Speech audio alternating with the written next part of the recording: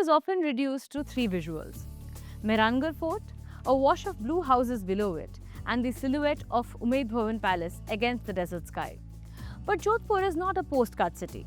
It is a desert capital that learned to thrive where water was scarce, trade routes were fragile, and survival depended on negotiation with the climate, with the empire, and with community.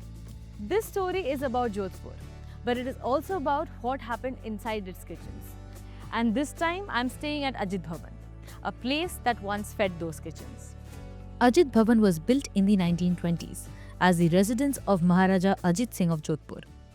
At the time, palaces weren't hotels, they were private worlds, places where royal families lived, entertained guests, and built their own rhythms of everyday life. The palace stood as a symbol of status and authority, but it was also deeply personal, shaped by the lives of the people who lived within its walls. मेरा नाम सुमेर सिंह है। मैं जोधपुर के रहने वाला हूँ और बाप जी के महाराज स्वरूप सिंह जी के साथ में मैं 25 साल से रह रहे हूँ। ये रॉयल फैमिली मेरे परिवार के माफी रहे। अतीत भवन में पहले तो छोटा सा था, कम रूम था और थोड़ा जंगल पड़ा हुआ था। वो जंगल भी साफ हो गया और अंदर भी गोल कमरा में खाना होता था और वो मेन फोर्स से ही अंदर जाते थे, वहीं खाना होता था, वहीं डांस वगैरह वहीं होते थे। फिर पीछे रूम बना, फिर स्विमिंग पूल बना। Decades later, however, Ajit Bhavan made a decision that quietly changed the course of Indian hospitality. The palace opened its doors to travelers. Long before heritage hotels became fashionable, Ajit Bhavan introduced the idea that historic residences could evolve into spaces where guests could experience history from the inside. In doing so, it became India's first heritage hotel, creating a model that many other palaces across the country would eventually follow. Today, that legacy continues. Visitors don't simply arrive here for luxury. They come to step into a living chapter of Jodhpur's past. Walking into Ajit Bhavan doesn't feel like entering a typical hotel. Once you step through the gates, the pace immediately slows down. Stone pathways guide you through quiet courtyards, while old trees cast long shadows across the property. The palace reveals itself gradually, through a series of arches, verandas, and corridors that connect different parts of the estate. When I first came into Ajit Bhavan, for me, from outside it's a palace, but when actually walked in, it was more than a house too. And it never felt that you're walking into a hotel. And today also it's still the same. It's to walk into the cut rather than a hotel. The architecture reflects its history. Originally built as a royal residence, the structure carries traditional elements suited to the desert climate. Thick walls that soften the heat, shaded courtyards that create natural ventilation, and high ceilings that keep the interiors cool. At the same time, there are subtle colonial influences visible in symmetry of the layout and detailing of certain spaces, reflecting the architectural styles that were popular during the early 20th century. Unlike modern hotels that expand vertically, Ajit Bhavan grows outward. Courtyards lead to gardens, corridors open into new wings, and the palace seems to unfold slowly as you explore it. That layout makes sense when you realize that this wasn't originally designed as a hotel at all. It evolved as a residence, gradually adapting to the needs of the inhabitants over time. As you spend more time inside the palace, you realize how it has held on to its sense of identity. The interiors are filled with subtle reminders of its past. Old photographs that capture moments from the royal family's history, antique furniture that has clearly witnessed decades of gatherings and conversations, and carved wooden doors that open into peaceful courtyards. None of these elements feel staged or museum-like. Instead, they remain a part of the palace's everyday surroundings, creating an atmosphere that feels lived in rather than preserved behind glass. That distinction is important because Ajit Bhavan was never meant to function as a monument. It was designed as a home. That philosophy also shapes the guest experience. This is to grow with the family. Because nobody here treats each other as love. From the royal family to the people working here to us, everyone is a part of the family. And that is how the legacy is being. Most if you see people here have been working for more than 20-25 years. And that is what it contributes till today. Unlike many modern hotels where every room follows the same template, Ajit Bhavan allows each space to maintain its own character. Suites reflect different design inspirations, from motifs drawn from the desert landscape to more ornate interpretations of royal interiors. This approach reinforces the idea that the palace is not a standardized hotel property, but rather a historic residence that has gradually adapted to welcome travelers. Of course, the palace is only a part of Jodhpur's story. The next morning, stepping outside its gates reveals the city that surrounds it. Walking through the old blue city is like entering a maze that has evolved over centuries. Narrow lanes weave between houses painted in deep shades of indigo, their color glowing under the desert sun. Doorways display intricate carvings and small shrines appear at unexpected corners, quietly marking the spaces of devotion within the neighborhood. We are at Brahmapuri, one of Jodhpur's oldest neighborhoods at the foot of Mehrangarh Fort. These blue houses weren't painted for beauty. They were painted for survival. The blue color itself carries historical significance. It was once associated with Brahmin households, but over time the shade spread across entire neighborhoods, eventually becoming the defining identity of Jodhpur. Yet, what makes the blue city memorable isn't just its color. It's shaped by the people who live and work within these walls, by trades passed down, by skills honed over decades, by livelihoods that continue to anchor these lanes in the present. मेरा नाम तानसेन मेहरा है, पिताजी का नाम मोहनलाल मेहरा है। मैं बचपन से ये कार्य करता हूँ। ये तोरण का चलन बहुत पुराने समय से है कि अब तोरण नाम का एक राक्षस था। वो क्या शादी करना जब दूल्हा आता था तो उसमें प्रवेश कर जाता था और वो दुल्हन को परेशान दिक्कतें करता था। तब एक राजकुमार शादी करना आया तो उसने देखा राक्षस को तोता बनते हुए, तो उसने पहले तोते को मारा, फिर अंदर घुसा। तब से ये तोरण में तोता लगता है और ये तोरण का चलन शुरू हो गया। ये मेरे को 70 साल हो गए, पहले पिताजी बनाते थे। In these streets, craft isn't behind glass. It is made and sold in real time, often by the same families for generations. And alongside it, lives unfold. Rooted here, shaped over years, sometimes across regions. मेरा नाम राजकुमारी दवे है। पहले बचपन में हम घूमने आते थे जोधपुर, अब हम यहीं रहते हैं। 35 सालों से मैं जोधपुर में ही रह रहा हूँ, तो मुझे जोधपुर बहुत पसंद है।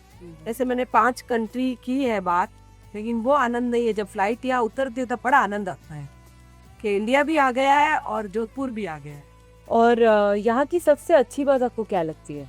जोधपुर का खान पान, जोधपुर की मिठाई और जोधपुर का रहना, ये सब यहाँ का बहुत प्रसिद्ध है। In Jodhpur, sweets aren't saved for celebrations. They are folded into the everyday, picked up on the way home, shared without occasion, and perfected over years in the same neighborhood shops. So Jodhpur being famous as a blue city, it also brings back a lot of cuisine, especially the mithais, which is very, very famous for the place. Whoever comes here, they will definitely carry the namkeen and the mithai backward. Occasionally hidden in plain sight, you notice traces of deeper history. Handprints etched into stone near the entrance to the Blue City serve as a reminder of older traditions connected to Rajasthan's complicated past. Moments like these reveal how history in Jodhpur isn't separated from daily life. Instead, it exists alongside it, woven into the fabric of the city. Returning to Ajit Bhavan after exploring the city brings a shift in the atmosphere once again. The palace feels calm and contained, offering a quiet contrast to the energy of the streets outside. Dining here reflects that same balance between tradition and evolution. One evening might feature a contemporary tasting menu that draws inspiration from different regions of India. Dishes reinterpret familiar ingredients in unexpected ways, blending regional flavors with modern culinary techniques. Each course arrives thoughtfully presented, encouraging diners to slow down and appreciate the layers of taste that define Indian cuisine. So while me and my chef were researching and we wanted to bring something new to the table, that is where while we were talking to the royal family and they agreed to share some recipes which were part of their family. And then to keep them on the menus and to have them served and also to keep them alive with the cuisines and the place to itself. If the tasting menu represents the palace's modern side, the royal kitchen experience offers a deeper look into the culinary traditions of Marwar.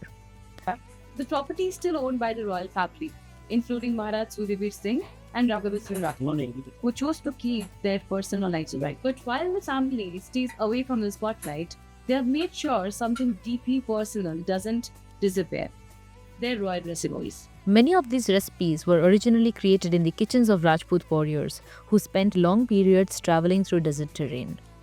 The food had to be bold, nourishing, and practical, using ingredients that could withstand the harsh climate. One of the most well-known dishes from this tradition is khadmas, a fiery mutton preparation believed to date back to the era of Rao Jodha. Cooked with whole red chilies, garlic, curd, and generous amounts of ghee, the dish is famous not only for its flavor but also for its traditional cooking technique. Instead of being prepared on a stove, the meat was historically buried underground and slow cooked beneath hot coals. Alongside these royal dishes are simpler preparations that were essential to desert communities. So, as part of our experiences, we have the Blue City Walk, we have the village safari, which was started by the late Maharaja Swarup Singh himself, and that legacy continues still today. And now, because it's also adopted by other travel agents and other operators as well, but the birthplace was Ajit Bhavan and started by them. The landscape surrounding Jodhpur offers another perspective on the region's cultural legacy. A short drive outside the city leads to Bishnoi villages, where communities have lived in close harmony with nature for centuries. आपका नाम? मेरा नाम तुलसीराम। आपका हर दिन कैसा जाता है इधर? देखो 4 महीने तो हमारे वो बरसात हो जाती है, खेती में भाग दौड़ हो जाती है और निकल जाती है। फिर कोई नरेगा का काम आता है या कुछ न कुछ काम होता है, वहाँ चले जाते हैं, नहीं तो घर में बैठे मास्क करते। सुबह तो हम 4:30-5 बजे खड़ा हो जाता है, गाय भैंस का घास फूस डालना, दूध निकालना। आपका इधर रहने का सबसे ज़्यादा अच्छा चीज़ क्या लगता है? हमारे को इधर रहने में सिर्फ हमारी गाय भैंस आराम से है, बाकी मेरा मकान गांव में भी है, तो यहाँ पानी की व्यवस्था है, लाइट की व्यवस्था है और गाय भैंस आराम से बैठती है। हमारे इधर बाजरी होती है, मूंग होता है और तिल होता है, 3 फसल होती है और ज्वार है गाय भैंस खाने के लिए। वो क्या हमारे इधर तो एक कैंप सांगरी की सब्जी सबसे मस्त भाई। जैसे हमारे गांव में कोई नेता आते तो सभी के होते ही हैं, तो जैसे अपने मनवार करनी वैसे माला पहरा देते हैं, बाजरी रोटी खिला देते हैं, बोटों की टाइम आते हैं तो भाई चाय पिला देते हैं। The Bishnoi people are widely known for their commitment to protecting wildlife and preserving trees. Their traditions emphasize environmental stewardship, a philosophy that has shaped the way these villages function even today. Homes here are simple and life moves at a slower pace. Fields stretch across the desert landscape and everyday routines revolve around agriculture, craftsmanship, and community. Nearby, artisans continue practices that Rajasthan has been known for generations. Hand-woven carpets, intricate textiles, and other traditional crafts are still created using techniques passed down within families. Observing these artisans at work offers a reminder that heritage is not just limited to royal palaces. Much of it survives quietly in villages, workshops, and skills of local communities. So, you must have seen we have a shop inside the premises that have been let out to the local artisans immediately. We try and promote all these local weavers and the artisans so that they can sell it from the place itself. And it is not given out to anybody else as a commercial plan. On the final morning in Jodhpur, there is time for one last stop before leaving the city: the Clock Tower Market. If the palace feels calm and self-contained, the market represents the opposite energy. Spice shops spill vibrant colors onto the streets, while textile vendors display bright fabrics in every direction.